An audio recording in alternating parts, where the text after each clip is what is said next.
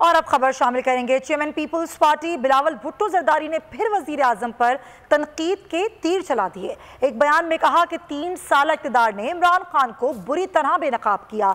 अवाम समझ चुके हैं, इनको तब्दीली के नाम पर धोखा देने की कोशिश की गई।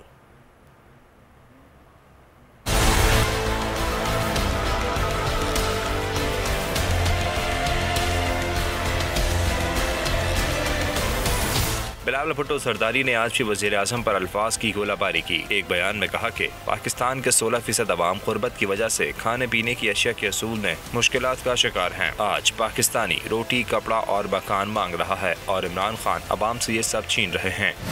इमरान खान 3 सालों में तीसरा मुशीर खजाना ले आए। FBR के 4 और बोर्ड ऑफ इन्वेस्टमेंट के 3 चेयरमैन बदल दिए गए, मगर मईशत में सुधार न ला सके। 3 बरस में चौथा सेक्रेटरी तिजारत भी बदल दिया, मगर इमरान खान अवाम की तकदीर बदलने में नाकाम हो गए।